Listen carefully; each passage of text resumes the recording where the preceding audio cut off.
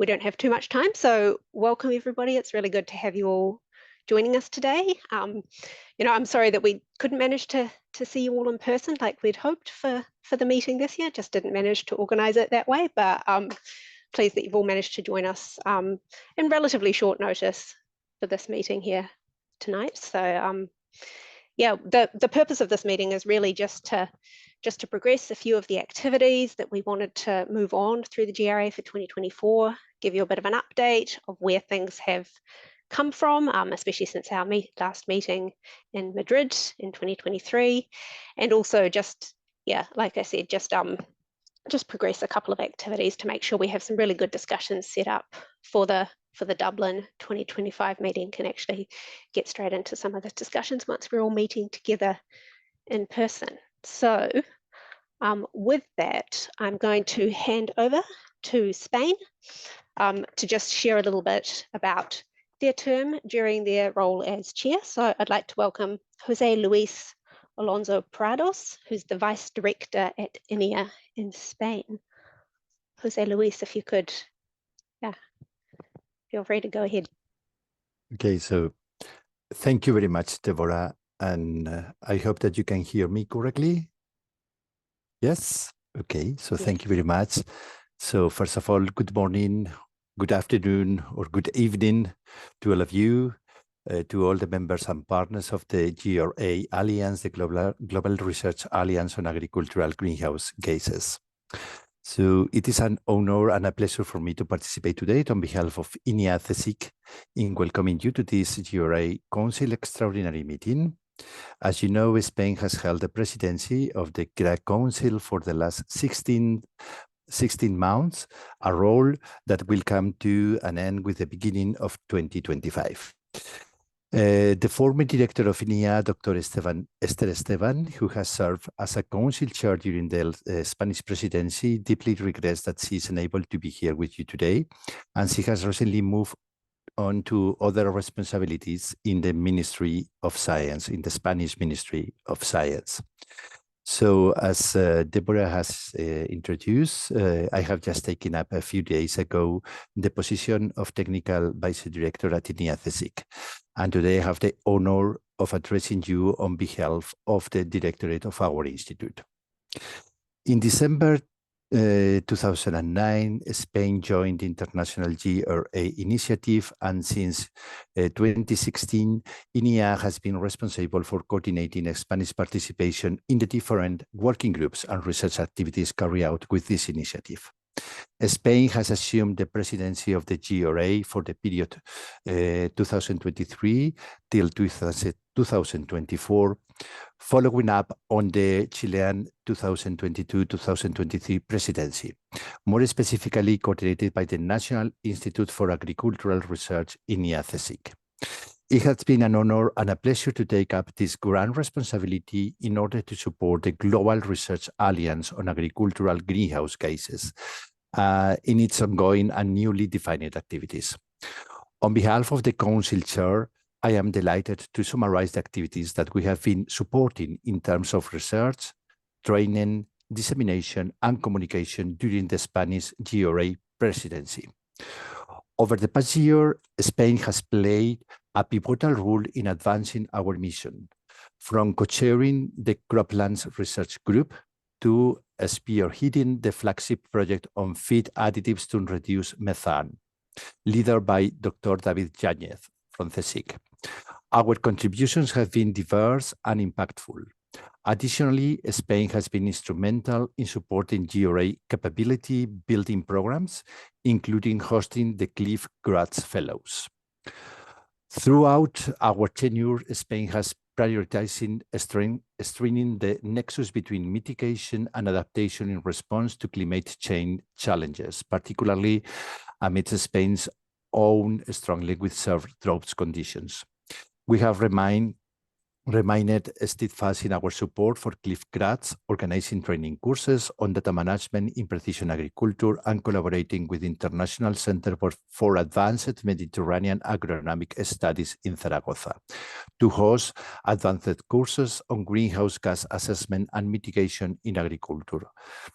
As an example, THEAM organized the advanced course for professionals, assessment and mitigation on greenhouse gas emissions in agriculture, concepts, methods, and simulation tools, which took place from the 16th to 20th of October 2023 in an hybrid format. In this course, 25 people in person and 25 people online attend this course. We have promoted a new GRA flagship on agroforestry entitled Agroecology and Agroforestry, Adapting System and Mitigating Against Climate Change. The leader is Dr. Rosa Mosquera, is a professor University of Santiago of Compostela University, approved at the last GRA Council in Madrid. Moreover, several meetings have taken place to create a new Mediterranean network on greenhouse gases in agriculture as collaboration between INEA, THEAM, and the Remedia network. A first preparatory meeting was held in Zaragoza from the 15th to 16th November 2023 at the IMAMZ facilities. A total of 114 people attended the seminar. As a result, an executive committee was created with Spanish participation, whose mission is to elaborate a structure for the governance of the future network. We also assisted in the kickoff of the Science to Policy Working Group, which we co-lead with Canada. At the 2023 GRA Council meeting, it was agreed to establish a Science to Policy Working Group to improve the GRA-related communication to policymakers. The group includes representatives from Spain, Canada, Australia, Brazil, Denmark, Germany, New Zealand, Switzerland, the United Kingdom, Uruguay, the United States of America, ADF, and GMH. INEA-CSIC hosted the 12th Global Research Alliance on Agricultural Greenhouse Gases Council meeting at the Residencia de Estudiantes in Madrid. This took held the 23 till 27 of April 2023, co-organized with the GRA Secretariat. Delegates were welcome at an evening reception on Sunday, 23 April, and participated in technical field visits in Wednesday, 26. The council was opened by representatives from the Spanish Ministry of Agriculture and Fisheries and representatives from the Spanish National Research Council, and was attended by 24 representatives from 21 countries and other invited guests. Other dissemination and communication activities have been the following: International Nitrogen Congress, including GRA sessions in Madrid in the 25th of October 2022, CRG and IRG meetings at the Congress of the Spanish Society of Agroecology in Seville in January 2023, Remedia Annual Workshop in Bilbao in May 2023, Runea Congress in Murcia in April 2023, visibility of the GRA on the INEA website and the logo. Our commitment to disseminating and fostering engagement in the GRA activities across Europe has been unwavering, utilizing our presidency of the European Council to amplify our efforts. Coinciding with the Spanish GRA presidency, Spain has also been assuming the presidency of the Council of the European Union. One of the main achievements in terms of science and innovation during the later presidency has been the extension of the PRIMA program, a unique strategic collaborating program between the 19 Mediterranean countries including 11 EU member states.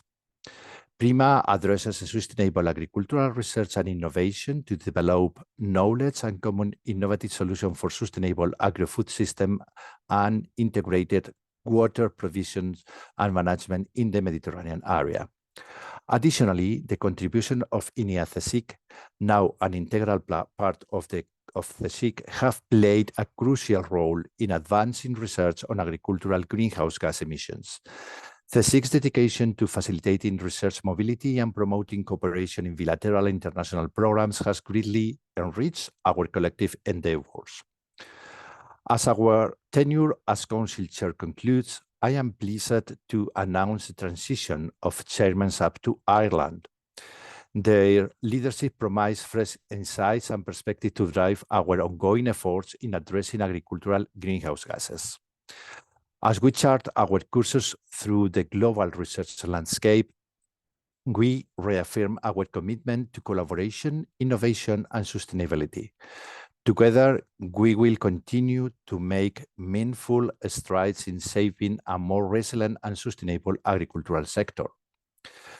Finally, on behalf of the entire INEA CSIC team, I would like to thank the GRA Special Representative, Harry Clark, his predecessors, Hayden Montgomery, and all the members of the GRA Secretariat, led by Deborah Knox, for the constant and valuable support and advice throughout the period of our GRA presidency, during which we have had more intense contact. We are very grateful for their generosity and professionalism. And also thank you to all of you for your unwavering dedication and support to the Alliance. I have to announce that unfortunately, and due to other commitments previously made, I have to be absent from this meeting.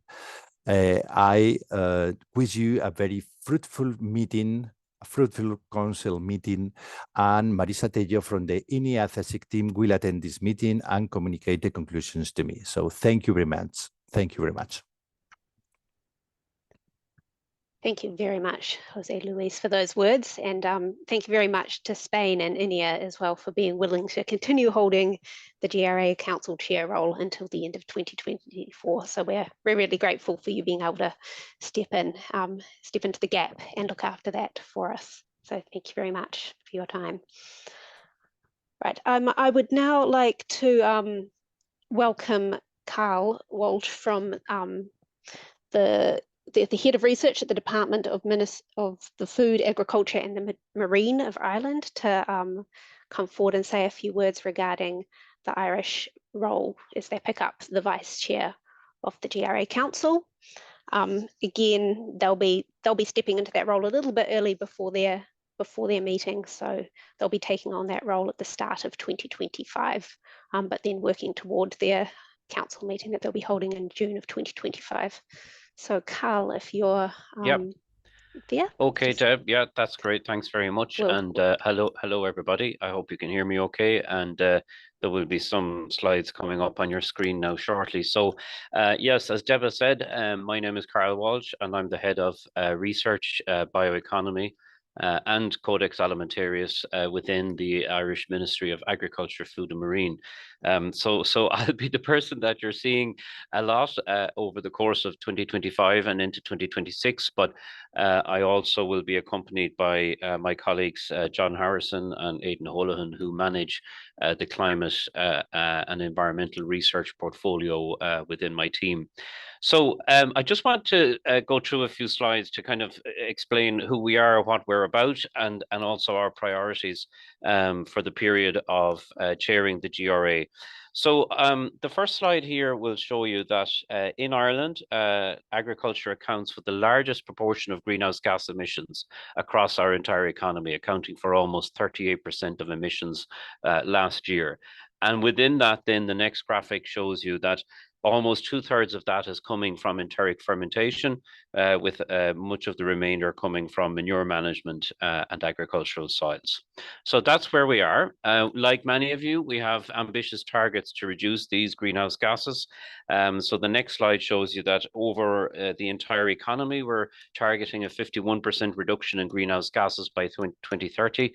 But within agriculture, we're targeting a reduction of 25% in emissions by 2030. So hugely ambitious targets. Now, research is going to be crucial in helping us to develop the tools to achieve those very ambitious targets in agriculture. So the next slide is just a flavor of what we're doing in terms of investment. Now, our Ministry of Agriculture is a research funder. There are other national organizations that also fund research. So at the moment, typically, our annual research spend on climate mitigation and adaptation is accounting for over 40% of our entire research spend. And we are mandated to fund research in agriculture, food, forestry, and bioeconomy. So that gives you an indication, I hope, of the seriousness with which we are taking this problem in order to come up with solutions. And in actual fact, our ministry accounts for 1/5 of the entire government research expenditure on climate across all sectors, whether it's energy or transport or whatever the sectors are. So the investment that we're putting in now to climate mitigation research in agriculture is commensurate with the scale of the challenge that we have. So in terms of our priorities for chairing the GRA, some general principles to start off with. Firstly, furthering the reputational profile and the leadership role that the GRA must take in tackling agricultural greenhouse gas emissions. That's first and foremost. Secondly, it's to advance research priorities that both address mitigating emissions, but also protecting food security in parallel. Thirdly, it's to continue to build this momentum and this mass of resources and financing and collaboration and expertise that exists within the GRA to develop these scientific and technological solutions. So there's a flavor of some of the general principles. Next slide shows you some more specific priorities that we're looking at during our period of chairing the GRA. So the first of these relates to some of the key events. So provisional dates are June 3rd and 4th for the in-person council meeting here in Dublin in Ireland. June 5th, we will host a large scientific conference around the area of agriculture and climate change. So this will be held back to back with the GRA council meeting, but it will be open to a broader range of stakeholders. So we ran a conference like this in November of last year for an Irish audience, where we were profiling some of the key research that we've been funding and really zoning in on what it means for practice at farm level. So it was our first time doing something like that. It was a real science to policy conference. We had very large interest in that. We had almost 500 delegates in attendance. So we hope to have something similar for that scientific conference that will take place after the council meeting. And I think it'll be a good opportunity for those of you that come to the council to engage with lots of Irish stakeholders that are working in this area. And then on the fourth day, June 6th, we're going to organize tours for those that are interested. And we're going to bring you to some research facilities and to farms that are near the Dublin area, so that you can see some of the research infrastructure we have in place here, but also show you some of the real practical application of mitigation technologies here in Ireland.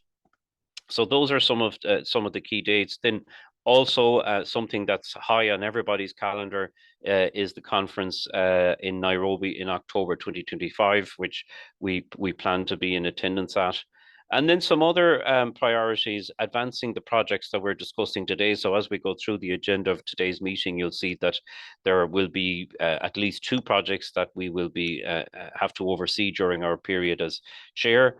We're open to facilitating meetings of research groups here in Ireland, representing the GRA at international fora, and importantly, developing links with other initiatives that are taking place globally, such as the Enteric Fermentation R&D Accelerator, but indeed there are others. So that's it. It's a flavor of what our plans are. The next slide just shows you a couple of pictures of Dublin Castle. This is where we'll be hosting the in-person council meeting in June of next year. So we look forward to welcoming you to Dublin. We're very pleased to take up the position of Vice Chair from this meeting today, and to take over as Chair in January 2025, running through to 2026. We do have big shoes to fill after Spain. You heard all of the activities that Spain worked on during their tenure. It's extensive, so they've set the bar very high. But we look forward to collaborating with you all, with the Secretariat, and with the Special Representative in a spirit of collaboration. So thank you.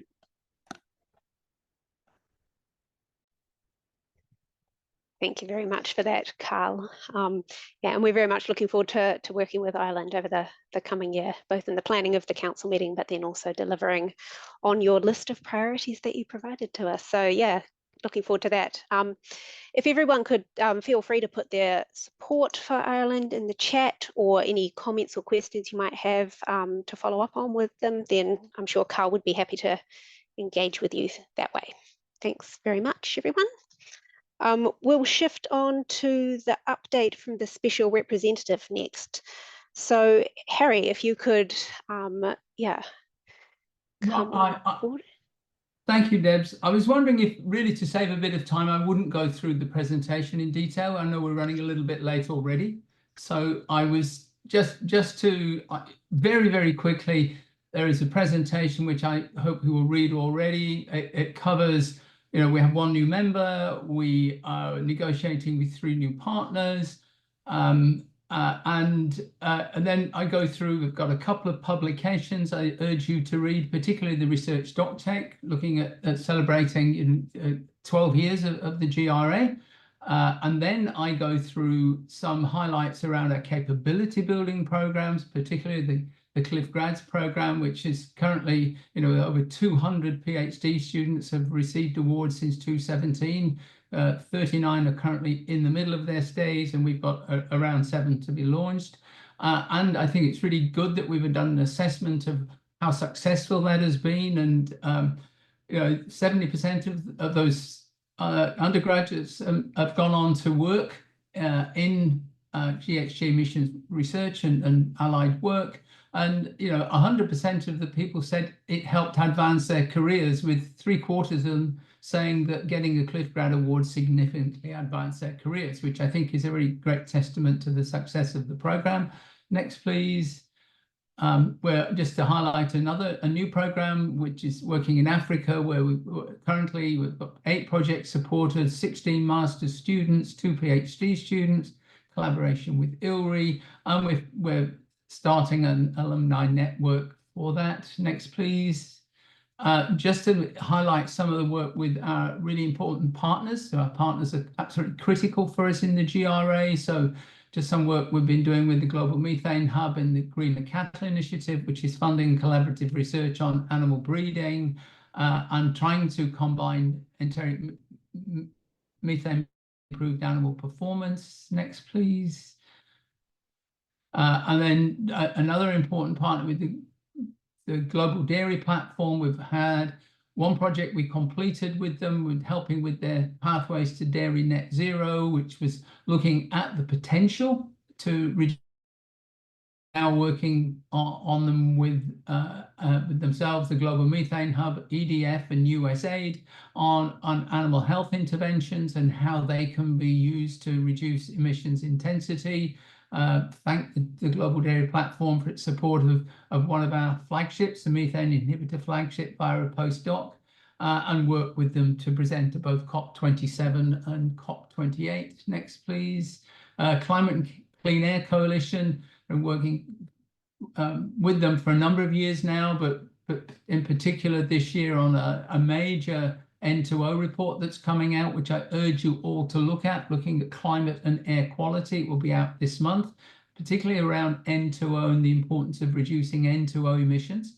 And a new report that will be compiled, where there will be co-chaired by myself, a member from Brazil, and someone from the UK, and they will be looking for contributing and lead authors to help produce that. Will be presented at COP30, and that's really around emissions from agriculture and food. It will be a more detailed assessment of the kind of assessment that's done under the UNFCCC global assessment reports, working with the CCAC. And last week on the GRA was represented at a mitigation conference on sustainable tropical agricultural systems in Brazil. Next, please.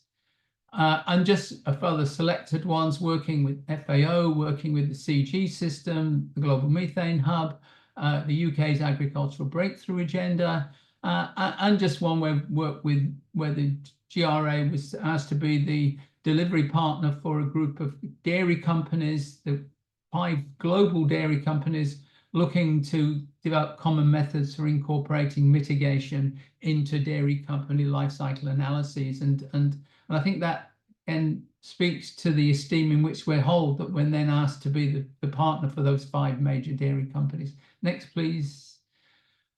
And just I attended, one of the major events I attended in my role as special rep was COP28 last year, and just some of the initiatives where I actually represented the GRA, and I did some with presentations, others where I was just the representative. Next, please. And just a couple of others. We were asked to give a keynote speak last year at the Livestock Transformation Conference, FAO's major conference on livestock. And very thanks to Brazil, and I see Gustavo's on the line, so many thanks to Brazil, who are the host of the G20 this year, and they invited the GRA to be represented at the G20 Chief Agricultural Science meeting in Brasilia. Just a reminder that there is a major symposium coming up in Germany, which is very strongly hosted by the German government in collaboration with the GRA and the CG system, and that will take place in October in Berlin. And we will build around that meetings of the Livestock Research Group and the INDC, and a number of other side events, one of them being the Science to Policy Network, and potential for, and I may attend the Croplands Research Group meeting in particular, and that will relate to another initiative, the potential reorganization of the research groups. Next, please. That's it. So it's a very whistle stop to us. I'm very happy to answer any questions on the activities I've been undertaking on behalf of the GRA in the last 12 months or so. Yes, if there's 1 or 2 questions for Harry, feel free to raise your hand. And I'm very happy if you put them in the chat. I can answer them now or can answer them later. All right, I'm not seeing anything at the moment, but yeah, Harry's happy to answer questions, or probably, you know, get back to you at any other time as well, and talk to you in more detail about what he's been doing as the special rep. So thanks for that, Harry. I'm just going to give an opportunity now for any members or partners to just share anything briefly that they might have that are sort of relevant activities to support the GRA. So we've already shared a number of written reports from countries to let you all know what has been going on in those areas for the last year or so. So that those submissions that were sent around earlier this week came from New Zealand, Ireland, Germany, and Switzerland, I believe. But if there are any other members or partners who wanted to say anything briefly, feel free to raise your hand.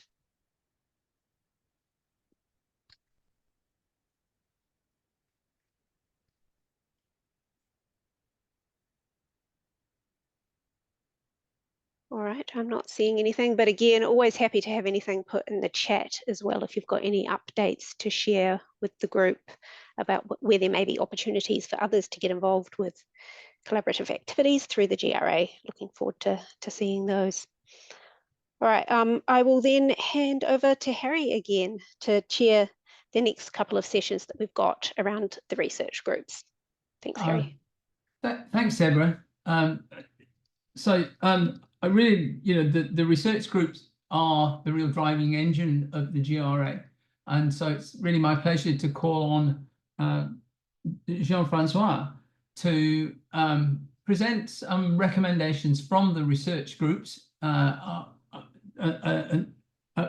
the council around some actions they would like from the council. You've received the summaries from the research groups, and you will have the opportunity after Jean-Francois's presentation to ask questions of research group co-chairs, most of whom are online. So I can just hand over now to Jean-Francois, and he will summarize some recommendations coming from the research groups for the council to consider. Thank you, Jean-Francois. Thank you, Harry. Hello, everybody, and thank you for your invitation to present here. So unfortunately, we didn't have time to meet with all co-chairs as we did sometimes in the past, but we do have a few recommendations So next slide. So this is a recommendation from the livestock research group. They explain that there is scope for exploring the broader issues that are connected to manure management, including circularity and biorefining. There is a biogas, for instance, which is widely used, but other options in biorefineries. And so this must take into account activities in other research groups, as maybe the integrative research group has some activities there, and the possibility of an independent circular food system network. So I think this is something we would like to further explore. And in our integrative research group with my colleagues from Australia and Canada, we support the establishment of a review group to assess the current GRA structure, consult with the research group's networks leads, and propose a new structure that best aligns with the GRA principles and research outcomes. So we had a preliminary discussion on this topic with the Secretariat, and this was helpful.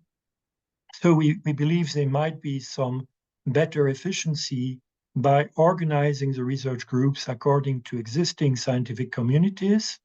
So for instance, this helps when you want to join a meeting, for example, the soil meetings that meet regularly or the farm meetings that meet regularly. And we do understand that it is an option that some of the networks could be directly connected to the level of the council, especially because they are more into the science policy dimension. So I think this is something we need to explain a bit. When you think about, we mentioned circularity, but there is the inventories and nationally determined commitments network, which is clearly addressing science policy interactions. And there is another network that has been established on indigenous knowledge, which is also connected to policy and societal dimensions. So we believe this would be interesting to discuss, but we do need a process, and we would ask support from the Secretariat to lead that process and create recommendations from all research groups that would be conveyed then to the Council. I do not have a slide on the science policy, but we are all supportive about this science policy interface. And we would like maybe when we talk about the restructuring to see better how to mobilize the strengths of the research groups when it comes to key events, as Harry explained, which are important for the science policy interface. So thank you so much, and I will stop there. Thank you, Jean-Francois. And we're doing very well for time, and I would urge to ask any questions of either Jean-Francois or any of the other research group co-chairs, that if you have any burning questions, any questions of clarification, or any points you would like to discuss further after hearing the recommendations coming from the council chairs, and they can be sticking your hand up or putting something in the chat that I can pass on.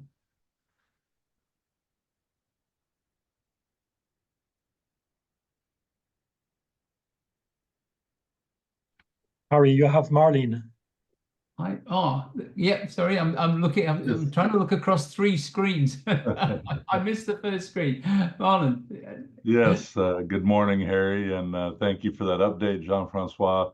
I just wanted to say that we look forward to having more discussions on the potential reorganization.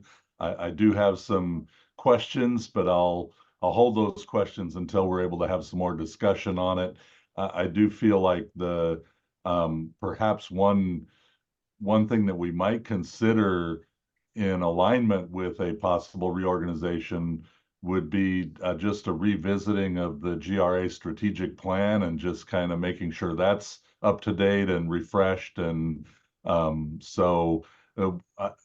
guess the one concern I will raise here is is I'm not convinced that it would be productive to have research networks reporting directly to the council, but I certainly look forward to future discussions to try to sort all of that out. So thank you for your presentation. Thank you. And I think, you know, it is very much a discussion. We put it up as a discussion document, and we really welcome, you know, input into that discussion, because it is something we need to consider very carefully, and, you know, very welcome all ideas, and it will be addressed in the next presentation as well. And I think we can discuss it further then. I'm looking to see if I can see anyone else.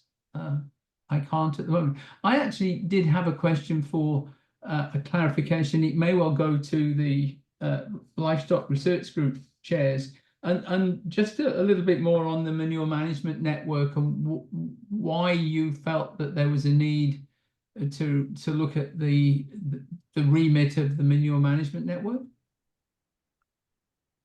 I guess I can have a go at that one, Harry. Thanks, Richard.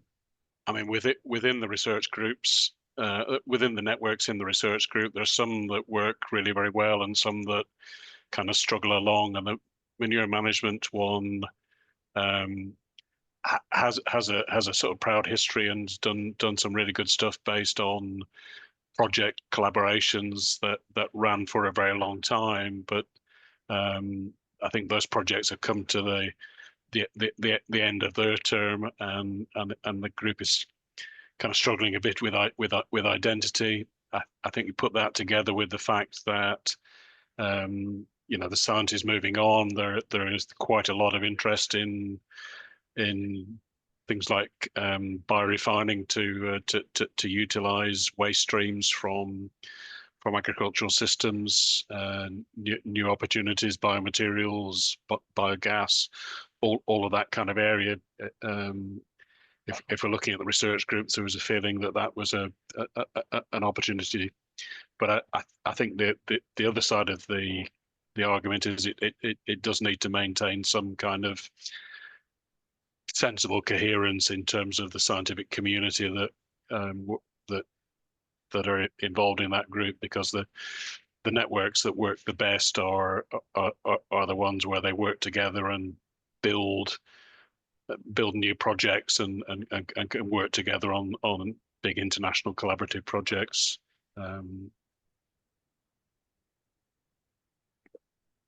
Thank you. That's very good explanation. And I know that time has not been kind to us all, but I wonder if I think I saw Heroes on the line, and I wondered if she would like to just say a few words on behalf of the Croplands Research Group.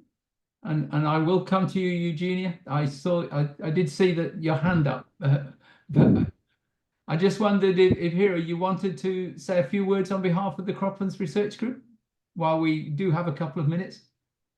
Good morning, everyone. Thank you for asking me. Sorry, I have not consulted with my group yet, so I don't have any update because of that. The interaction we had last time, I think there is not much update since then. Sorry. No, that's fine. It was just to make sure you had the opportunity to say something. Thank you for giving me opportunity. There was no update after our meeting, so I like to invite everyone to our Cropland Research meeting in Texas, and you are welcome to be there, and we can discuss as a group for the reorganization. Thank you. Thank you very much. Yeah. Eugenia, welcome. Good morning. Thank you very much for this invitation. I represent Fontagro, the Regional Fund for Agricultural Technology, a very important partner of the GRA as well. And thank you, GRA, for all the support.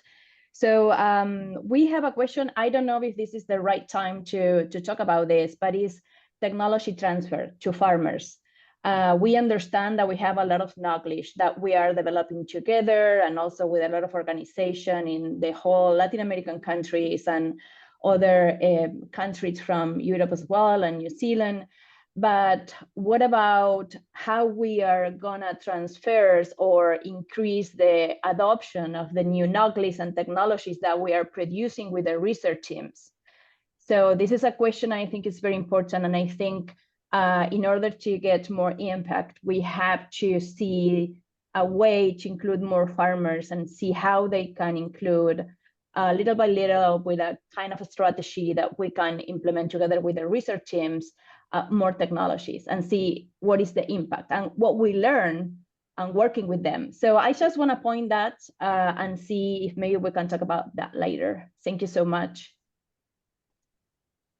Thank you. I think I would throw that open if anyone has any ideas and comments coming back to Eugenia on that one. I think it is a topic we all constantly, I'd say, struggle with, but constantly have to keep at the back of our minds.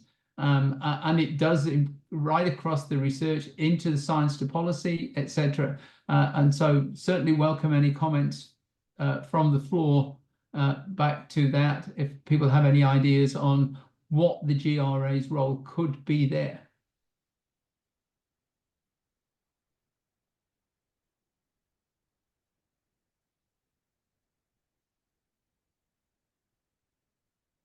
But again, I think a topic we can discuss later, and it may well be a topic and it will be a topic that goes on and be discussed for a long, long time. Do I have any final questions to the research group co-chairs on any of their activities that they've reported on, or any other burning questions that anyone would like to ask them? Harry, Harry, if I can just come in, I can't just see the raise hand button wherever it is. Right. Yeah, sorry, Carl. So I'm just going to come in if you don't mind. So just maybe to respond to the recommendation from the livestock research group, or the suggestion around the manure management network realigning with the network on circular systems. So, I mean, I can see the linkages that could potentially come there. And it seems to me that the manure management network, its mandate, I suppose we probably need to give it more clarity, because as I said, I can see the connections with circular systems, but I'd just be cautious about the focus remaining on mitigating greenhouse gas emissions from manure management, rather than getting drawn into aspects of circular agriculture. You know, that there are other networks that can probably discuss circularity and circular agriculture. Our focus must always be on the mitigation of greenhouse gas emissions from manure management. So if we need to sharpen the mandate of the group or clarify it, and if there is an aspect of circularity that needs to be brought in, then good and well, I'm willing to explore it. The only other thing I wanted to mention was that I noted in the report from the livestock research group that 6 papers have been submitted to the Journal of Dairy Science from the feed additives flagship project, and I just want to commend the team involved in that. It's a really significant output. All of the 6 papers are highly relevant. I mean, I know of ongoing discussions at a global level in terms of the regulatory framework and data and technical requirements for the authorization of feed additives. It's a very live discussion, for example, in the Codex Alimentarius. So one of the 6 papers I note deals with that area, and that's a really good example of a paper coming out at the right time, published in peer review, that can be taken up immediately by regulators and policymakers in that space. So well done to everybody involved in that. Thank you, Carl. And I can say that they've submitted 6 papers, and I was told this morning 4 have actually been accepted now. And just on the science to policy framework, they are going to produce more plain language summaries of those papers for a more broader audience as well, and that's already in the pipeline. So it really has been one of the flagship successes. So thank you, Carl. John, welcome.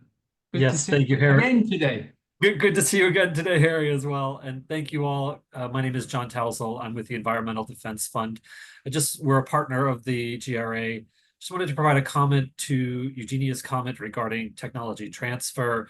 I think also in our minds, one of the important things that we think about when farmers are adopting technologies are technical assistance and extension models and kind of the social science around technology adoption by farmers as well. So that is an area that we're interested in as well, just in order to drive adoption and scale of practices.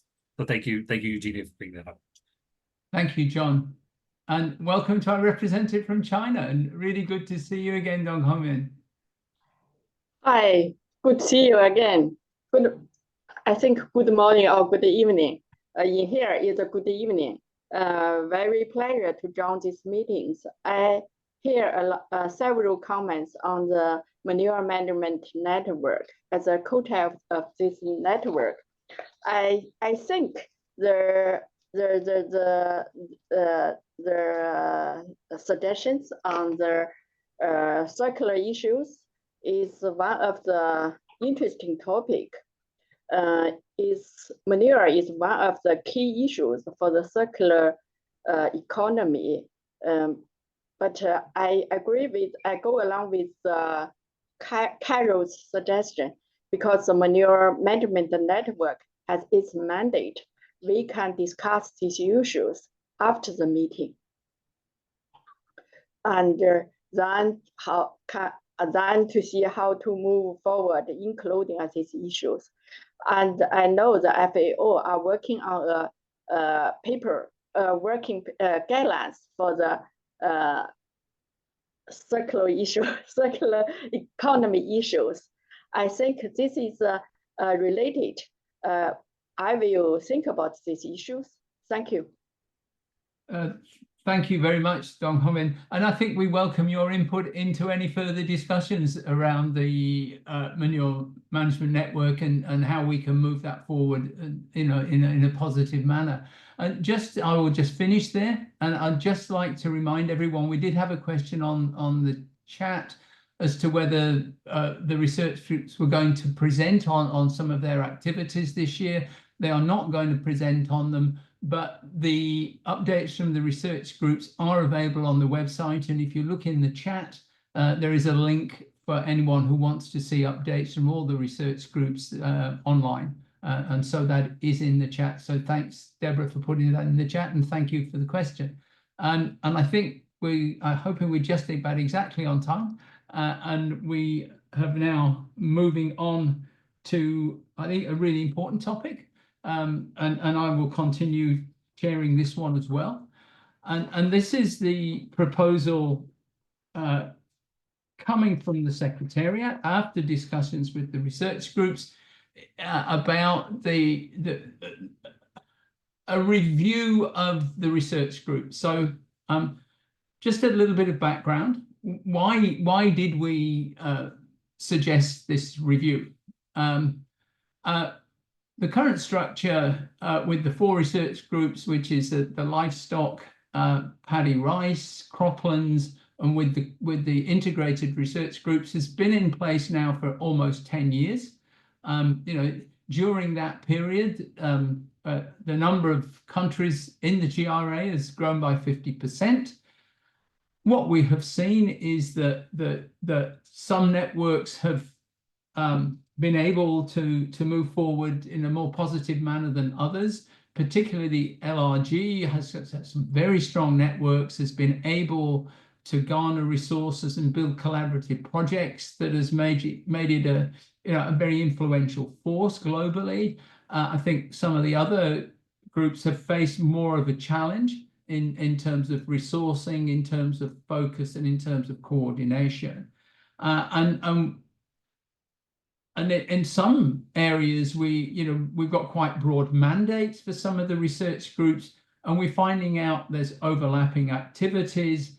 There's been a proliferation of networks, some of them active, some not active, and we do seem at the moment to have this very strong diversity of strongly performing groups with very active networks through other groups that perform well in some areas, but also have networks that aren't particularly active, and appear to finding it difficult to coordinate activities under the research group structure.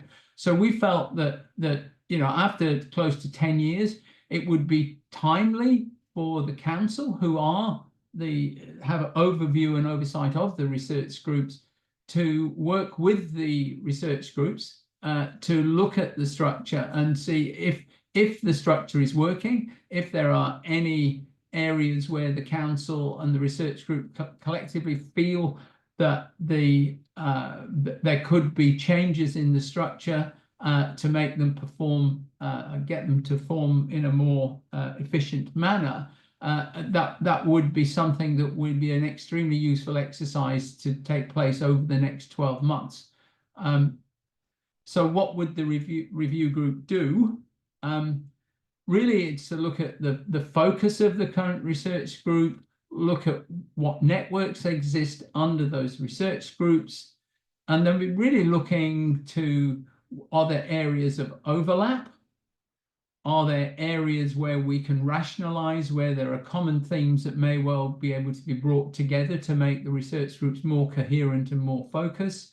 And there was also the issue of some networks don't necessarily fit quite easily under the research group structure. For example, perhaps the Indigenous Research Network, even the Science to Policy Network, it's an activity that's cross-cutting across all networks. And say, how do we handle that when you have networks that don't easily fit under the research group and act very independently of research groups? And so what we're asking the group to do tonight is accept our proposal to undertake a review, and then we'll be calling for volunteers to sit on that review group. And our proposal is that the chair of that group would be held by the current council chair of the GRA. Well, and that would be the 225 chair, which would be Ireland, who takes over in 225. And we'd be looking for representatives from countries, from research groups, and to help support that group, we would have representation from the Secretariat. So really, that is the proposal from us, that we propose to, we are making a recommendation to council that they accept our proposal to undertake a review, and then if that is accepted, we would look to for you to accept our recommendations on the structure of that research group, but with the chairing arrangement, to put their hands up and say they'd be very happy to join in that group, either now, or they can email the Secretariat later or put it in the chat. So really, that's the floor is open. I think I really would like some comments coming back on this one as to how people feel, and whether we do get endorsement from the council to move ahead with our recommendation on the review. So I'll really throw it over now to comments from and discussion from the floor around our proposal. And I say the floor, this could come from research groups as well as council members. So I think it is very important that research groups have an important say in this process. Yes, Marlon. Thank you, Harry. Yes, and I would just say that the U.S. strongly supports a review process to look at the research groups and to see what kind of realignment could be productive. I will also say that with the materials that were presented, it came across a bit more like there was already a proposal on the floor for what the reorganization would look like. The U.S. is not supportive of moving forward with any reorganization until we do this review, but we are very supportive of the review and eager to join a team that would look at that. Yeah. Well, just for clarification, it is a review, and it is that review group that will make the recommendations, and no change. There is no thought of making any changes until that review group reports back to the council at the 225 meeting. I hope that reassures you. Perfect. Thank you for that clarification, Harry. Thank you. New Zealand, Trish. Thank you, Harry. New Zealand will also want to be part of this. As you mentioned, Harry, this is the engine room of the GRA, and really appreciate the efforts that people have put in. I think it is worth spending some time to do that, and we'd certainly put our hand up to be part of it. Thank you, and that's great to get that endorsement from two of our leading countries. Really would like input from other countries, and you know, please feel free to oppose if you wish to oppose. It really is.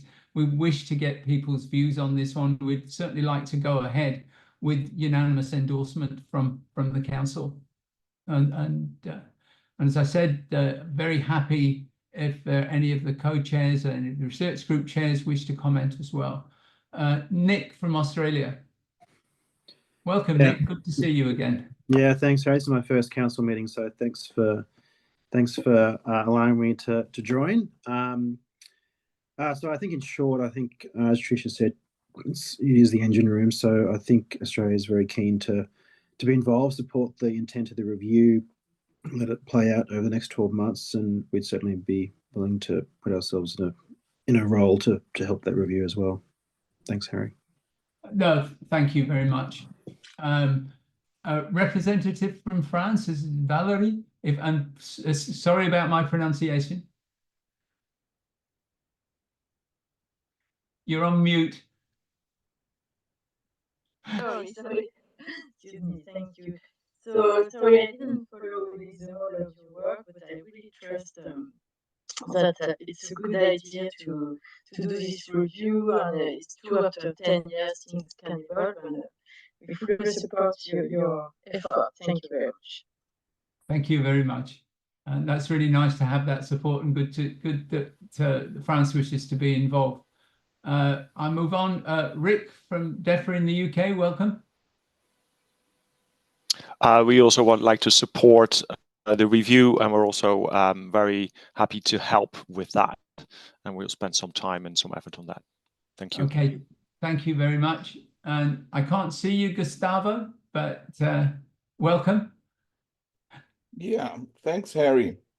Excellent to have you here, and to see that you are well and strong and pushing forward. I was a bit hesitant, and in the G20 meeting that you said that you were going to retire, and maybe we're gonna lose a very strong force to guide us and help us in this discussion. So good to see you there.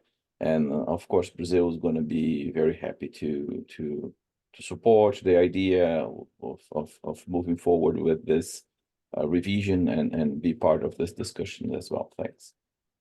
Thanks very much. And again, once again, thank you for the invitation for the GRA for the G20. It was really important. I think we were there, and it was great that we had that invitation. So thanks again to Brazil as the host of the G20 for inviting the GRA. Thank you. Dong Hong Min. Hello. Thank you for this opportunity here. We also would like to support the review process, and we can join this process. We think the review is very important to keep the group research group more efficiency. Thank you. Thank you very much. That's great to have your support and you know, your continued support in the manure management and the GRA in particular and in general. Thank you. Carl. Yeah, so thanks, Harry. And I mean, look, from our perspective, obviously, I'm very pleased to chair the process during 2025. For what it's worth, speaking as a member country for the moment, we are also very supportive of this because, you know, as the paper you circulated well sets out, there is confusion. There is a need for clarification. There is too much crossover. So it's definitely time to stand back and take stock. You know, we can identify groups and networks that perform well, and we should drill into the key success factors that makes them so. But we know that there is a need, I think, for more vertical and horizontal integration. We have this issue of cross-cutting networks being housed under specific research groups, which probably doesn't make sense. As somebody said to me, it's already a challenge to foster cross-disciplinary collaboration without us as a GRA siloing them as per the current structures. So there definitely are things to unpick. I think there are some interesting ideas floated in the paper already that can be built on. And happy to work with you and the others to bring that forward. Thank you, Carl, and also thank you for. Well, I hope I'm not being premature. The volunteering you've done to be the chair as well. Greatly appreciate that. Dorothea, good to see you. Thank you. Yeah, I think Germany would be happy to join the review group, especially our colleagues from Thunen would like to share their good experience with the livestock research group. So yeah, I think that might be very fruitful. Thank you very much. It's really great to have your support.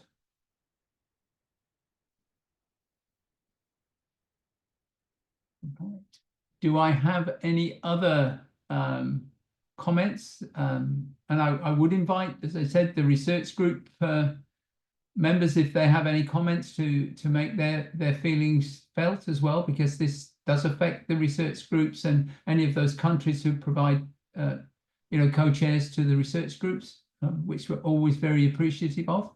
So I will, we do have a few minutes, so I'm very happy to take some more comments before we move on. Thank you, Jean-Francois. Yeah, thank you, Harry, if you offer this possibility for further comments. Let me say that from the research group co-chair's perspective, what would be extremely helpful would be to have more dedicated support, and this could be actually by having people attached to the GRA secretariat, helping more for the research group activities. So I well understand this is a matter of resources, but this is to explain that is one bottleneck. And we have tried with the cliff grads, to have support from some of the cliff grads. I'm not sure this really worked for a number of reasons. So I think we are a bit back to our demand here on how could we organize a bit more support. Yeah. Thank you. Thank you, Jean-Francois. And I think that highlights really well why we need the research group co-chairs to be, or people who've got experience working in the research groups, be active participants in the review process. I think that's going to be a really important component of the review process, that the experiences of the research groups come to bear on any changes and the discussions around suggested changes for the future. So thank you for that, Jean-Francois. I wonder, Debs, any comments from the Secretariat around the process at all? Were there anything you'd want to add around how the Secretariat would support the review process? I am not sure at the moment, actually. Yes, I mean, obviously we would be looking to support that process and seek sort of member views throughout the year to develop that. But then also making sure that we're also thinking about how we're able to resource that properly as well. So, you know, whether the question comes in as to whether we have enough resourcing for some of those research groups is something that needs to be looked at, particularly as we think about, you know, perhaps the establishment of new networks in the future as well. You know, thinking about how those networks might be resourced and where they best fit into the structure of the research groups as well, which was one of the reasons we've put in that suggestion of maybe there is another way to think about some of those networks that don't easily fit under the research groups, where they might better be supporting the council, but, you know, all up for discussion, really. So right. Thank you very much, Deborah. It's really important to get your input into that. So unless I have any more comments, I would just like to move on with a couple of proposals. So my first proposal, I would like to thank people who put things in the chat, representatives from South Africa and representatives from Ghana who also expressed their support for this review process. So thank you very much for those supports. So can I take it that we have unanimous agreement from the council that we go ahead with this review process? So that was my first proposal, that based on the discussion, based on no opposition, there is unanimous agreement that we go ahead with this review process. So I'm assuming that's correct, unless I see someone put their hands up and say no. See this lovely thumbs up, which is great. I'm just looking to make sure I'm not missing any thumbs down. And thank you, Switzerland, as well. And thank you, Marissa. Okay, thanks very much. I will take it that there's unanimous agreement that we go ahead with the process. Can I also take it that there is unanimous agreement that the structure we propose for that review, with the chair by Ireland and a broad membership, that we will accept members from the whole council? It's a membership that will comprise council, it will comprise research group co-chairs, and it will also have representatives from the Secretariat. Do I have any objections to that proposed structure for the research group?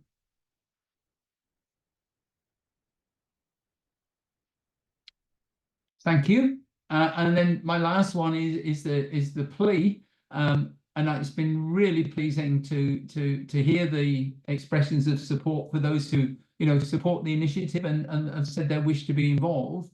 You know, we are taking notes, but if others who haven't spoken up and wish to be involved, they can put it in the chat now. And they will have a process contacting the Secretariat, and it will be an active process as well of writing to all council members to ask them again if they wish to be involved. And we will be forming that group, I would hope, within the next month. Deborah, I know we hadn't discussed an absolute timetable, but I think the sooner we get on with that, the better. So we will be contacting you to, you know, get involved in that and then set up the framework and structure for how that review will move forward. So it is timely, and we will work with the chair, Carl. So thank you very much, Carl, for volunteering to be the chair, and we will work with you to get that process underway. So many thanks for all your input, and I think that's a really positive move we can move on to. And even more positive, I can give up my chairing role now, and I can hand it on, I think it's to Carl, who is going to discuss what's been happening in the Science to Policy network and a discussion on the Science to Policy. So thanks, and thank you, Carl.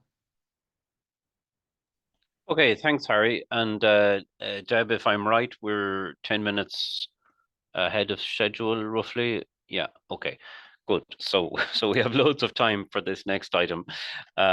So this is the science to policy piece. So by way of background, at last year's council meeting, there was an agreement to establish a science to policy working group to discuss how the GRA can better communicate research findings to policymakers.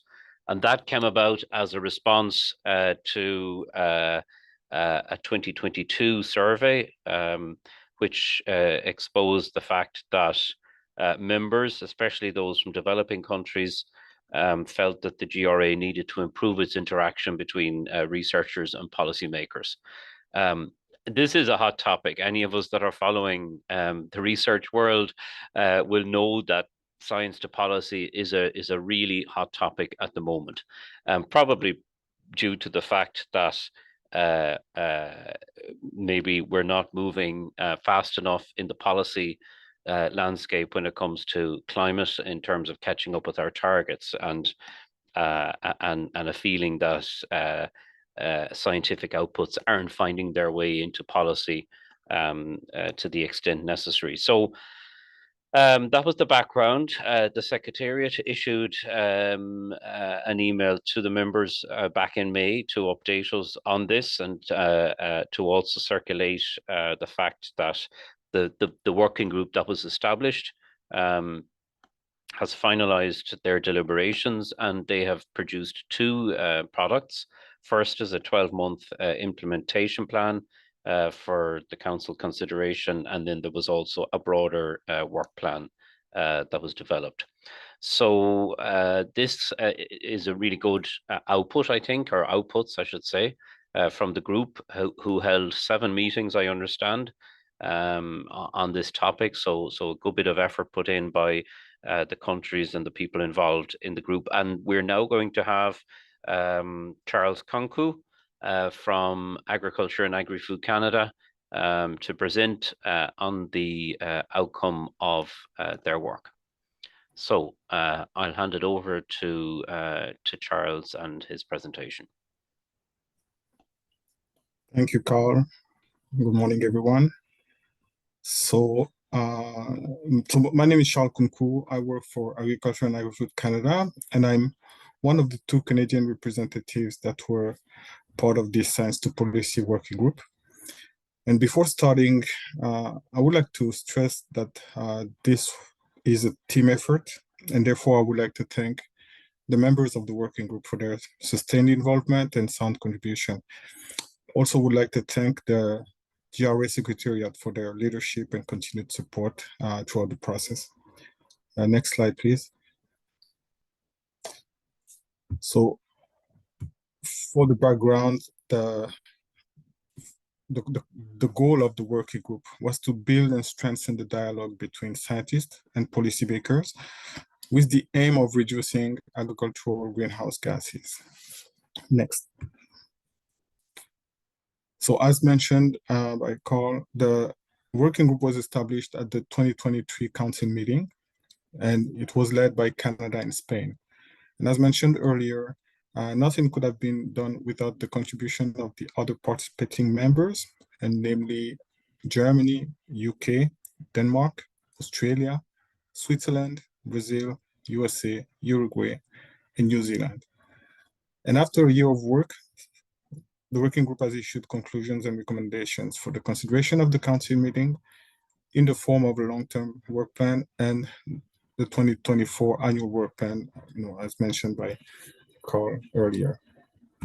So when we speak about building dialogue between scientists and policymakers, improving the communication between the 2 communities, it is no surprise that 2 of the key activity areas are communication-based, and they consist in improving the website and also providing plain language summaries of scientific findings. So those are, 2 communication-based areas we want to put forward.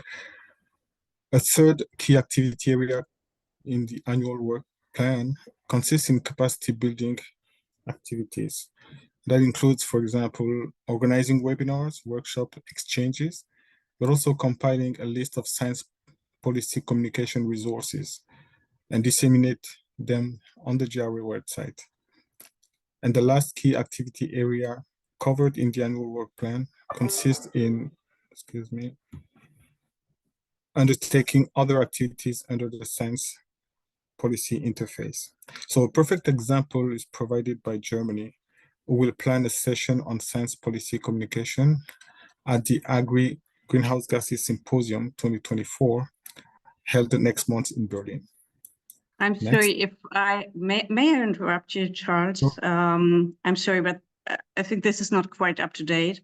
We've been talking about the possibility to hold a session at the GRA Symposium in Berlin, but there were no real tasks or agenda identified for this session. Probably, oh, Nina said it is up to date. Sorry. I was thinking that maybe Nina wants to take over. I was thinking that we did not have a real.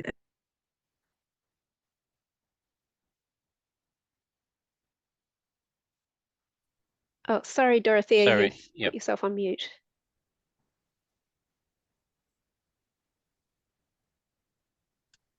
Yeah, so maybe Nina wants to take over if she says it is up to date. My information was we will not have a session from Science to Policy Group.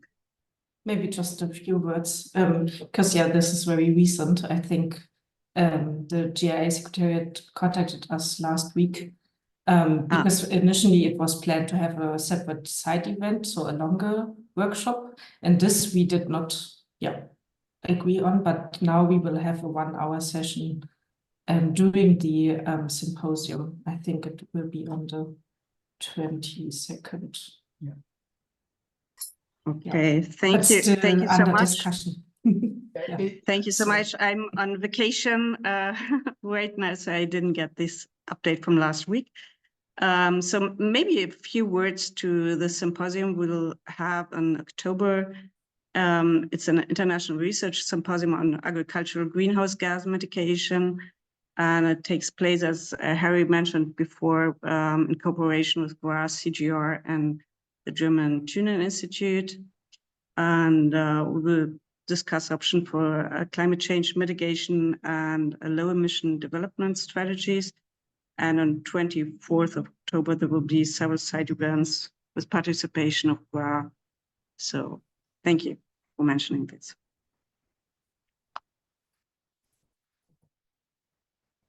Thank you. So I will finish my presentation. But thank you for this clarification. So the working group has also identified a few potential topics for communication notes. One of them is greenhouse gases emission metrics comparison and use for climate policy. Another one is climate benefits of regenerative agriculture. The third one is experiences with balancing food production, sequestration, and emission reductions. And the fourth one is delivering climate benefits from intensification.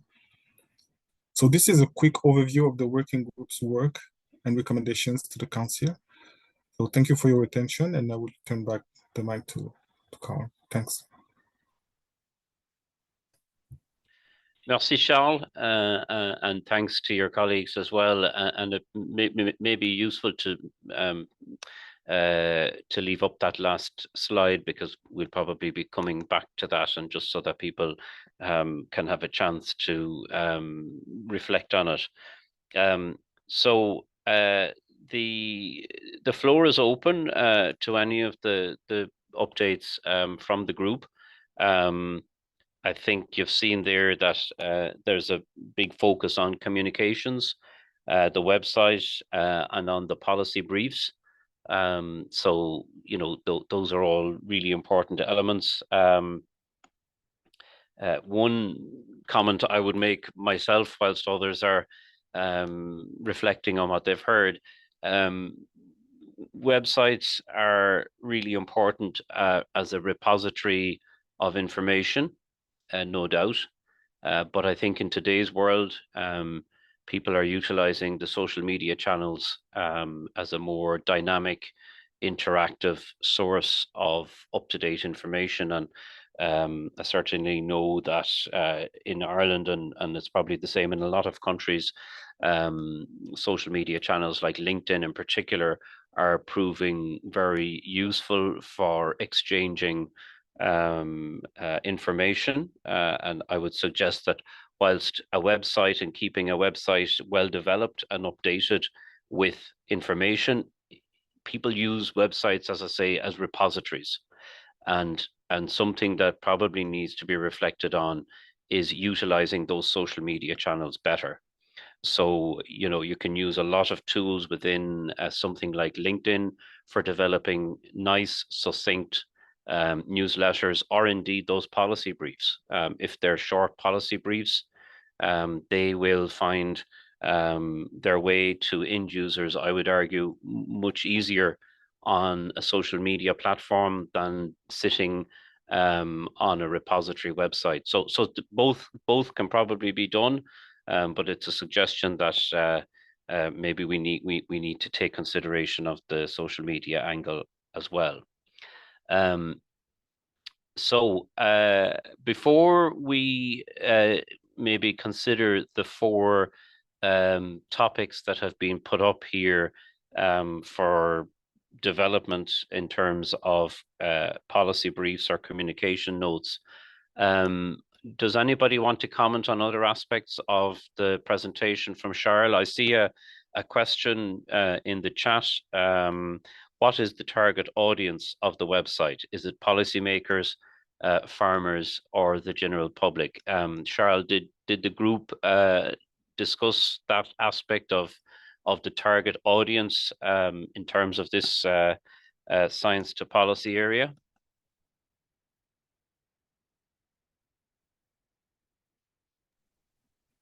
So maybe I will welcome any input from Deb or colleagues that were part of the working group. We were really interested in ensuring that those recommendations were first in line with the strategy, the GRA strategy. When it comes to communication and the website, I don't think we went into the discussion of that. I think the idea was to whatever would be developed would actually be directed to the website with the intention to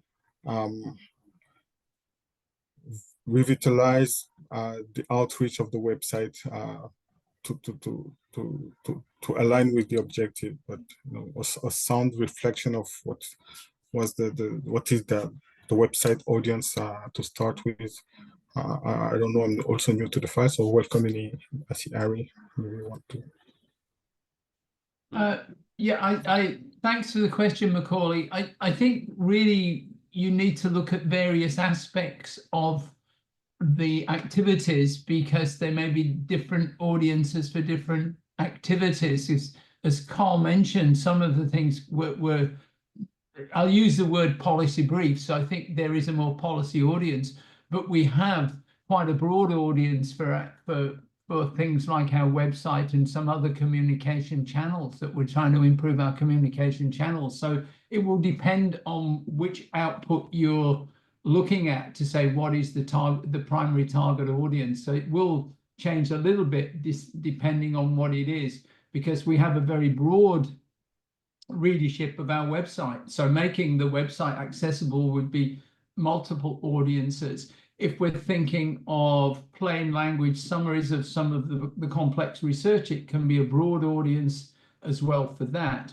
But if they're policy briefs, there is a very targeted policy audience. So I think it really does depend a little bit on the which of the sections of here you're talking about. And the same thing with your webinars and workshops. They can have slightly different audiences depending on the topic and depending on how they're organized.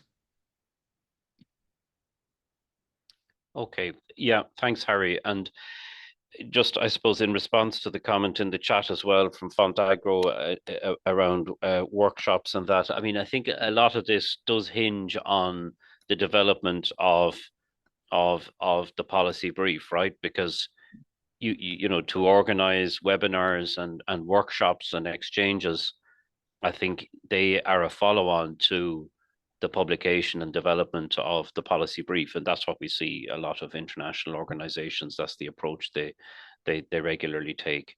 But there were other activities, Carl, as well, that were actually about improving scientists' ability to communicate in general to policymakers and to broader non-science audiences. So again, there's a slight, you know, quite a few foci that we can think about for the outcomes of this work. Yeah, you know, a really good point, Harry, under building capability. Yeah, excellent. So Trish, you have your hand up. Yes, thank you. I like the idea that there are topics identified, because as per the discussion on research groups, if you have something that brings you together to work on, it becomes less nebulous. We have spun wheels for a long time on the science policies, and I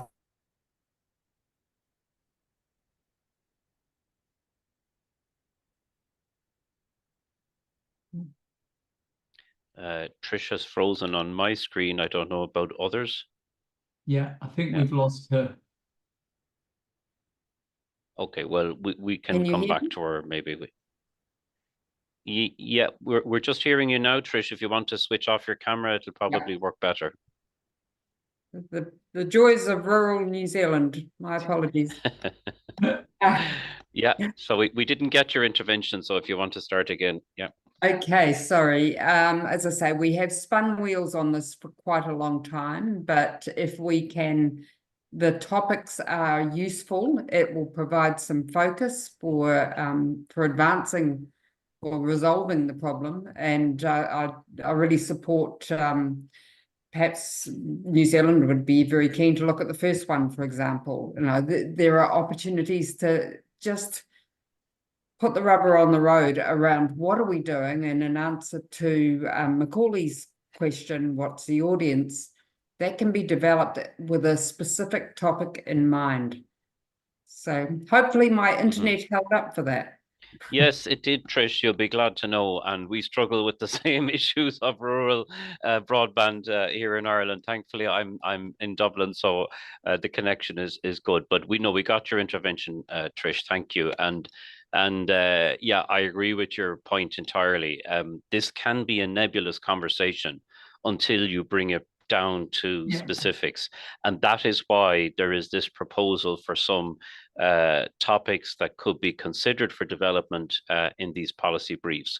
The first one being on the GHG emission metrics.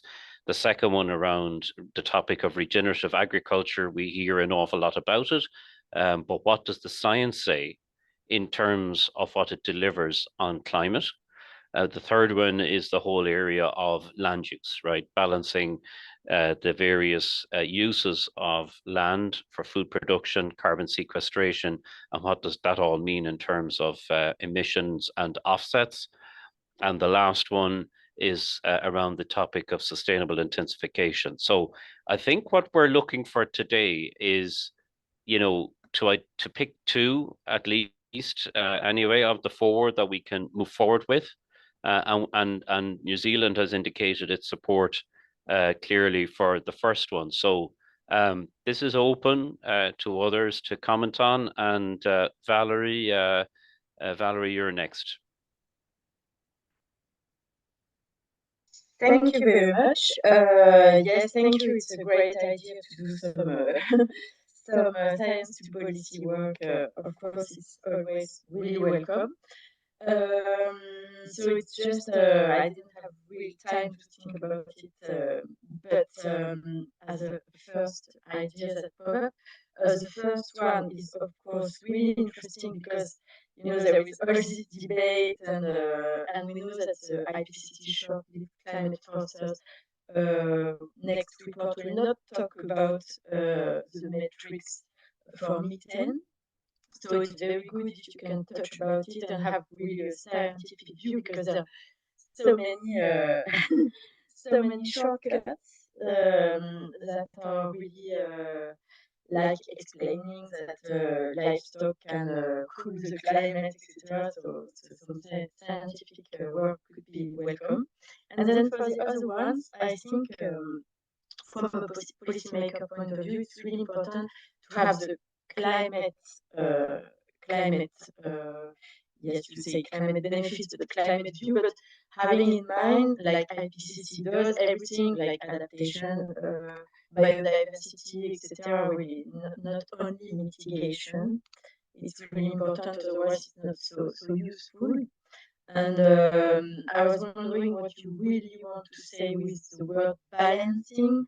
Is it to have a net zero food system, or maybe it's not clear enough for what I understand.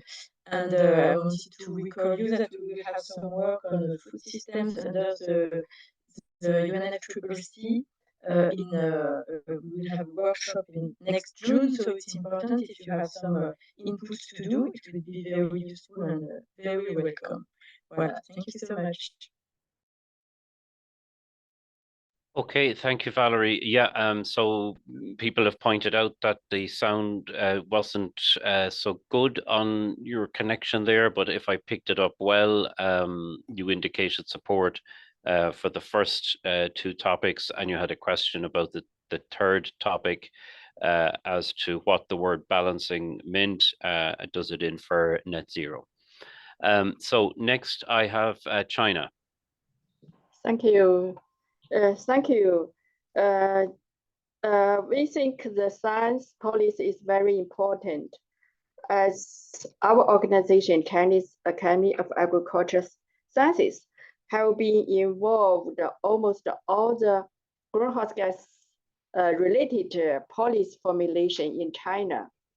But because we did not involve this research group, I would like have a seeking the clarification for these issues.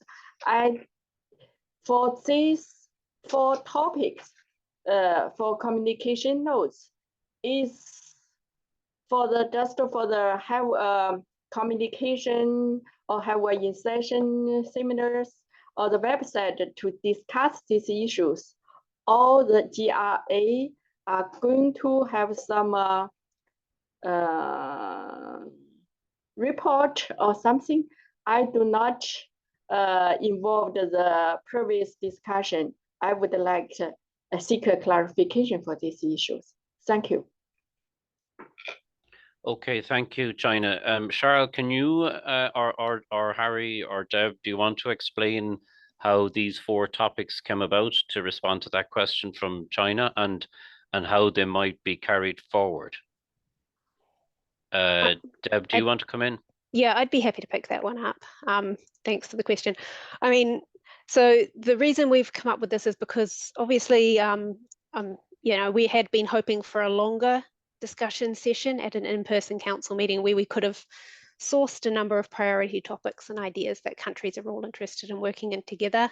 Unfortunately, that hasn't happened. And while we will still be looking at developing a process to make sure that we can get countries to send through what some priority discussion areas might be for future communication notes, we had been hoping to maybe see if there were a couple of topics we could identify, you know, at this meeting or in the next couple of weeks, just to give the group something to start with, so we could have a couple of communication notes delivered by the Dublin meeting.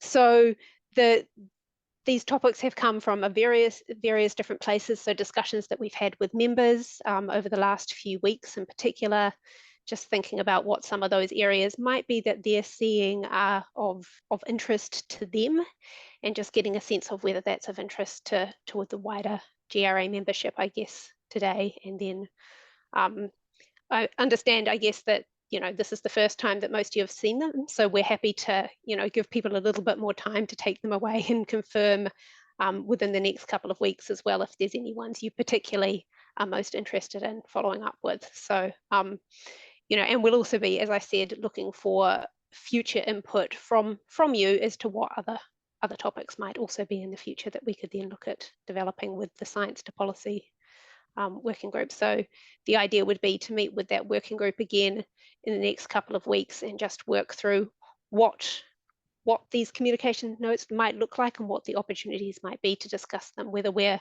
talking about webinars, whether we're talking about sort of more of a policy brief style thing, whether we're talking about, you know, just sharing experiences through case studies or something like that, which I think is potentially what the third one might be on.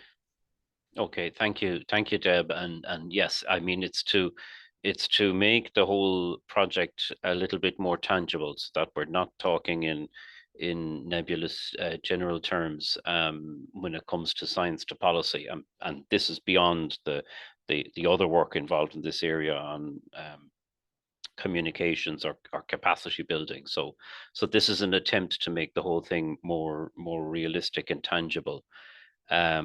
So I will continue taking hands, and then I'll go to the comments that are coming in on the chat. So Dorothea, you're next, please. Thank you. Yes.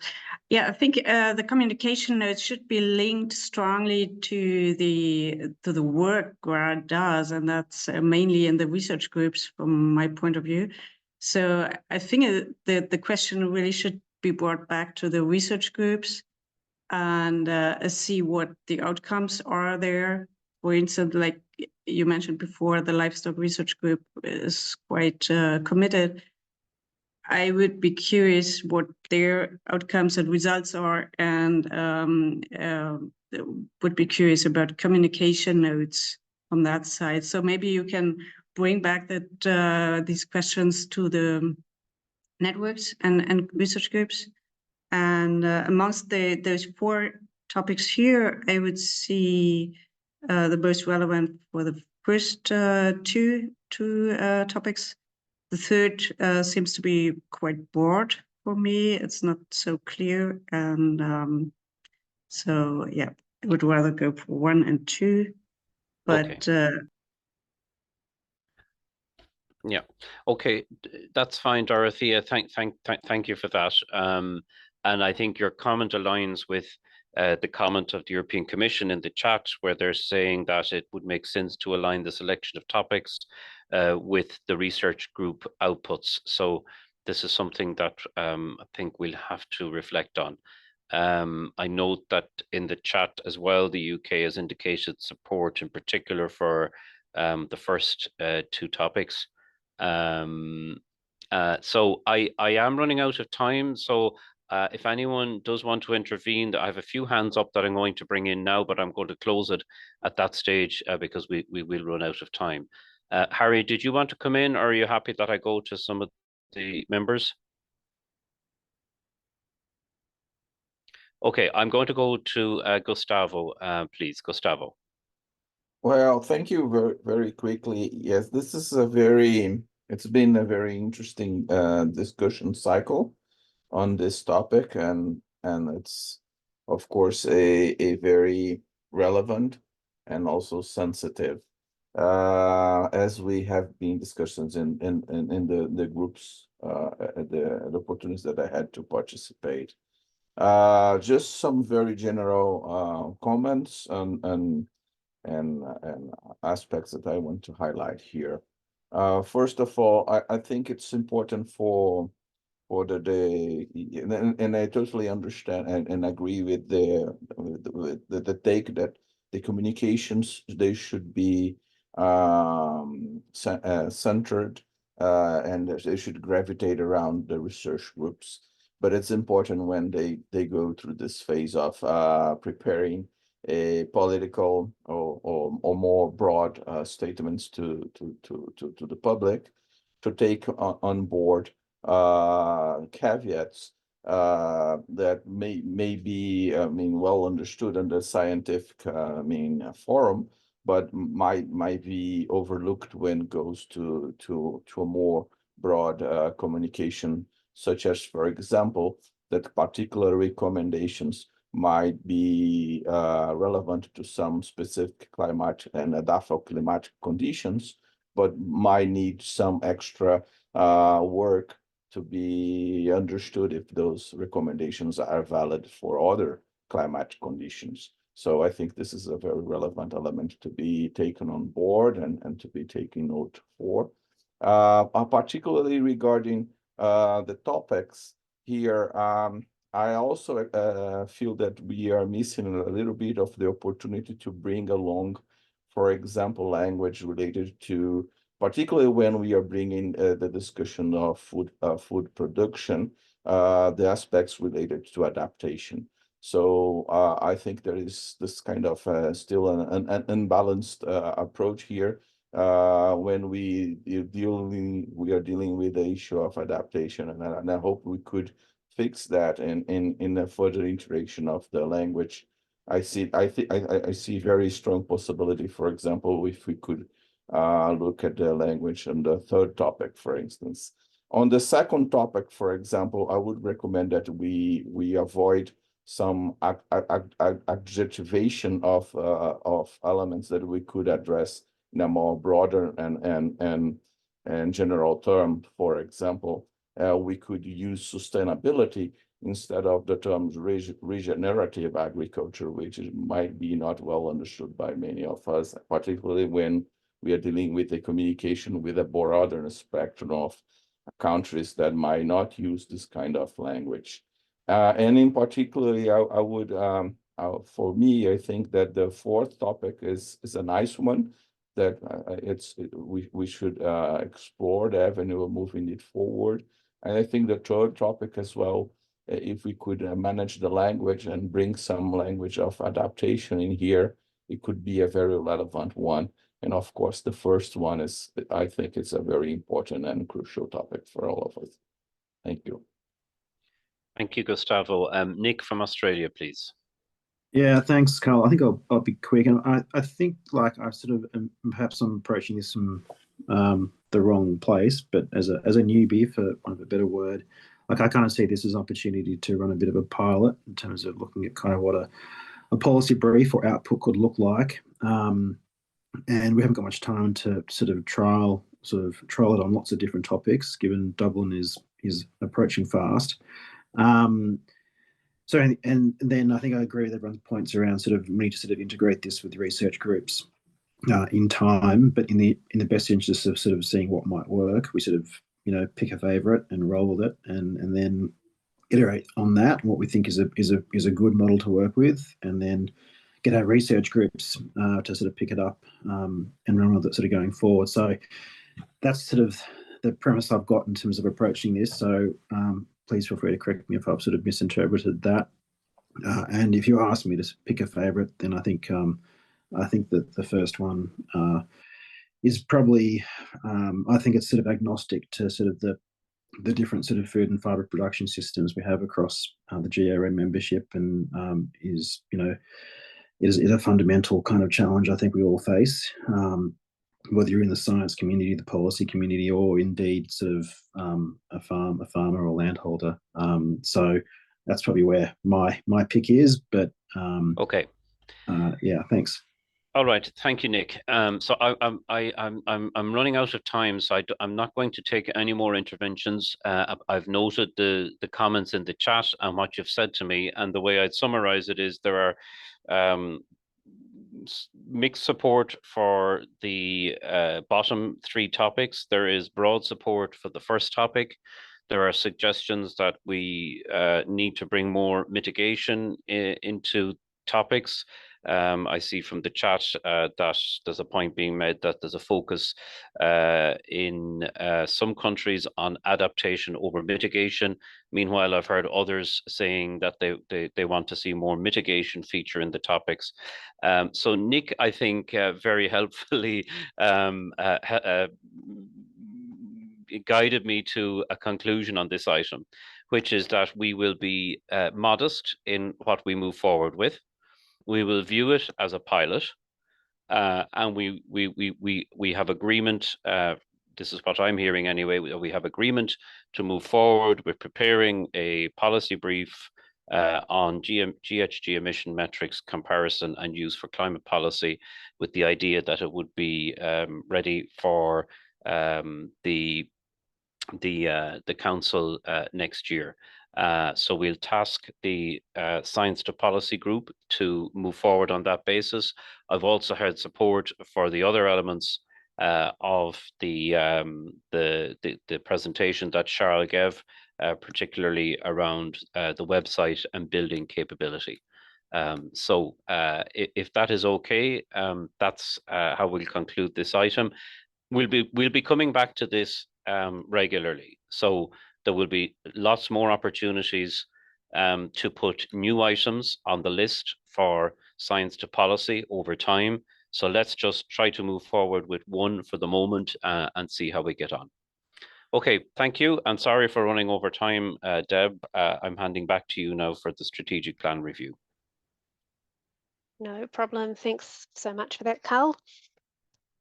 Right, so the strategic plan review, I didn't really want to take up too much time for this anyhow, but happy to receive some initial discussions on that. So you will have seen, hopefully, the paper that we sent out, just noting that the strategic plan is up for review. Our current strategic plan runs to an end in 2025, so it's time to relook at what the strategic plan might be for the GRA Council over the next 5-year period. So we're looking from 2025 on to 2030, I guess.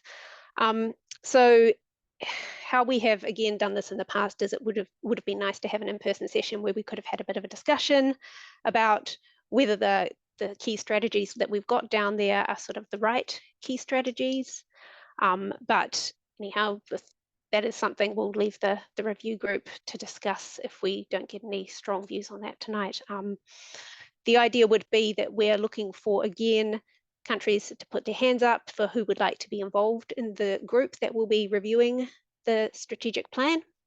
And then we'll be hopefully working with that working group over the next few months to develop a proposal that we'll be putting forward at the council meeting in Dublin in 2025.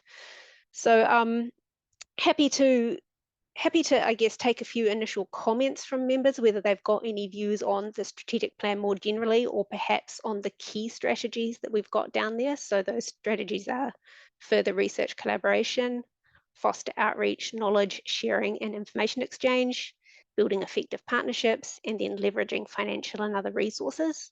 Are those still the right places for the GRA to be focusing over the next few years? Or are we looking to perhaps redevelop the strategy with a little bit more just a little bit more focus on it this year. So happy to take some initial comments on that. Dorothea. Yeah, thank you. I think there's one point I'm always not sure about, the role adaptation is going to take in GRA. So we discussed that last year as well. I think it's always not quite clear what how much we focus on adaptation, or is GRA more focused on mitigation and adaptation as a nice add-on? Or I see that in many publications we do. So yeah, that's my question. We should discuss that more, I think. And I'm happy to participate in that. Great, thanks. It could be something to discuss more. I mean, I've sort of view that adaptation needs to be obviously considered alongside the mitigation, and the strategy that we've got currently allows for that, but happy to discuss more widely. Any other broad comments on the strategy at this stage? Yes, Carl.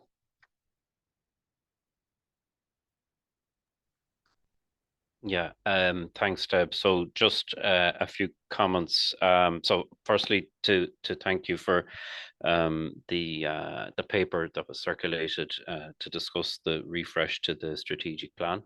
I think that the process itself needs to ask some key questions. So, you know, usually when you're updating a strategic plan, you need to review, well, what has changed in the world. For us, what has changed in the world of agricultural greenhouse gas research since the last strategic plan was developed, since 2021?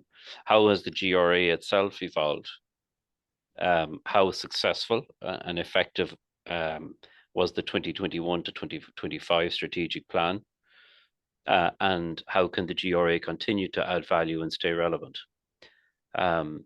So without prejudging the process and what it might include, I think to make an informed approach to this, it would be useful to get the views of members and partners through a survey, or indeed a broader survey of researchers, research funders, policymakers. I think an examination of other agricultural greenhouse gas research initiatives that have developed since 2021 would be useful, and also consideration of a forward-looking perspective. So what challenges will the GRA have to face in the next period, and what gaps will the GRA be expected to contribute to out to 2030? So they're just some ideas. We're obviously happy and willing to be involved in the group that works on the strategic plan. Thanks. Thank you. Any other comments on the strategic plan? Yes, Marlon. Yeah, thanks, Deborah. And I appreciate Carl's comments. So thank you, Carl. And I would just like to say that from the US perspective, the GRA has always had a focus on mitigation. I think there's real value in having and maintaining that focus on mitigation, because there's not a lot of other research communities globally that really have that focus, and it's an important space. And so I feel like there's a lot more work to be done there. I'm not strictly opposed to moving into adaptation, but I think we need to maintain that mitigation emphasis. And of course, the U.S. is happy to be engaged in the review and revision of the strategic plan. So thank you. Thank you.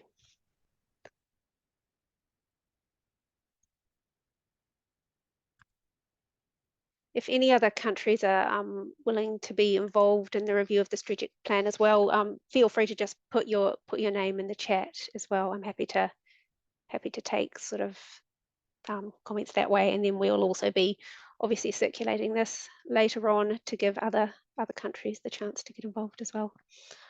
Gustavo. Oh, a very brief and short comment on that. Brazil has always been very vocal since the beginning of the GRA formulation back there on the margins of Copenhagen, and these discussions on whether it's a mitigation centric or adaptation centric or anything related to that.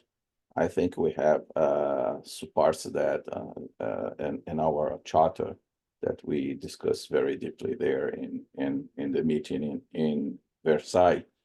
And so for Brazil, at least perspective, the GRA is not a mitigation centric discussion on agriculture and research. It's a discussion on how do we evolve research and climate change discussions related to agriculture. So at least for Brazil perspective, agriculture is extremely vulnerable sector, and it's extremely vulnerable to the impacts of climate change. So for us, there's no mitigation without adaptation.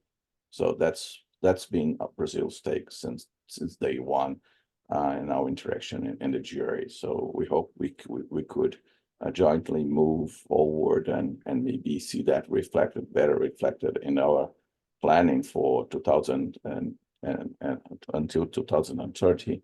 We don't see any hindrance in the way we move forward. But of course, we understand that countries have different takes on that. But we are glad that to see that there is a broader perspective of understanding the complexity and how do we move research and this interaction, taking on board both elements, mitigation and adaptation. Thanks.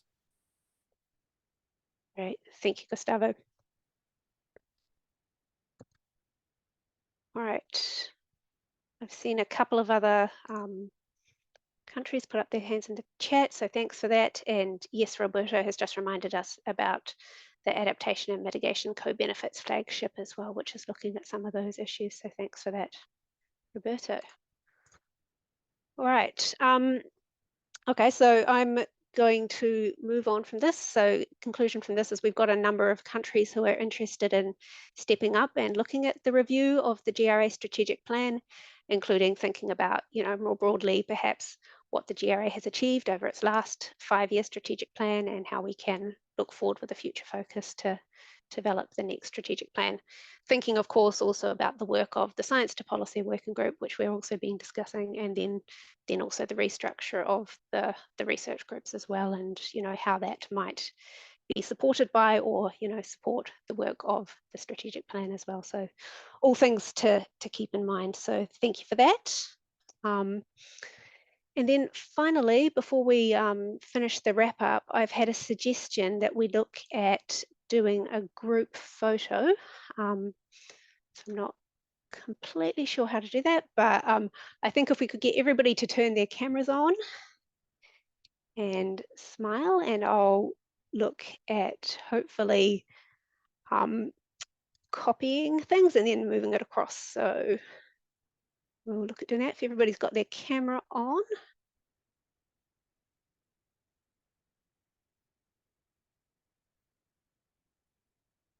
All right, smiles.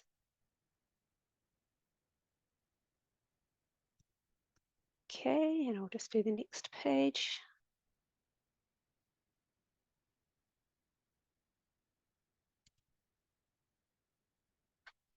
And the last page is a few of you on. Right, thank you all. Hopefully I've managed to do that correctly. All right, so thanks everyone for joining the meeting today. It was really good to have you all here. Good to see all your faces, even if we weren't able to see you all in person. But I want to thank you for the really good discussions we've actually had tonight, which have really helped us, I think, set up a few of the activities that are going to happen over the next few months in the lead up to our Dublin 2025 meeting. So we're looking forward to that. I really want to thank Spain, obviously, for their continued work in chairing the GRA when unfortunately we weren't able to go ahead with South Africa as chair for this council meeting. So thanks to Spain for that. And then also thank you to Ireland, of course, for picking up the role a little bit early, having just taken on the role of vice chair now, but looking forward to working for you with that. And again, yeah, looking forward to seeing everyone in Dublin in 2025. And I'm sure we'll see you beforehand through the working groups and various other meetings of the research groups. So